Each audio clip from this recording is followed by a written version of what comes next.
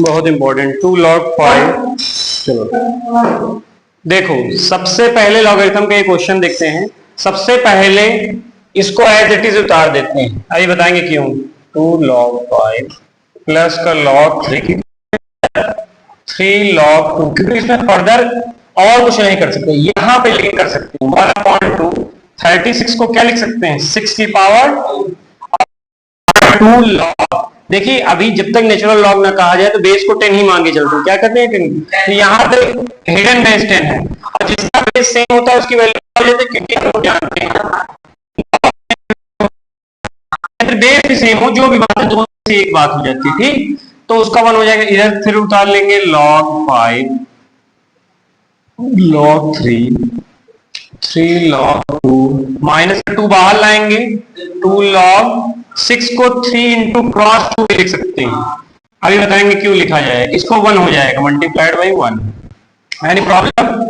फिर उतार लीजिए 2 log 5 प्लस का log 3 प्लस का 3 log 2 माइनस का, अब यहां एक ध्यान देने वाली बात, यहां एक प्रॉपर्टी लगेगी, हमने बताई थी log m इंटू एन। इसको ये भी लिख सकते हैं log m प्लस का log n। हमने पढ़ा था log m प्लस का log n क्या हो जाता है, log m इंटू एन। तो इसी की जस्ट अपोजिट प्रॉपर्टी यहां पे यूज करेंगे।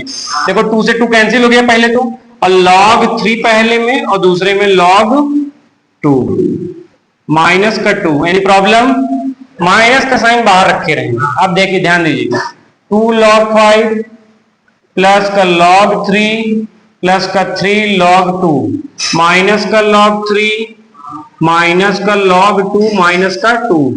अब देखो log 3 प्लस का है और क्या है माइनस का, प्लस माइनस के दोनों कट गए, ठीक। अब 3 log 2 में log 2 गया, कितने बचे, वेरी गुड 2 log 2 माइनस का 2 और रहेगा ही, प्लस का 2 log 5।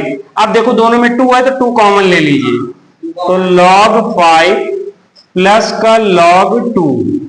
अब इसमें इसी की जस्ट अपोजिट प्रॉपर्टी लगेगी, log m प्लस का log n। तो log m इंटू n हो जाएगा, तो बस वही प्रॉपर्टी फिर से लिखा दीजिए। तो 2 बाहर रहेगा तो log 5 मल्टीप्लाई 2 हो जाएगा, एनी प्रॉब्लम।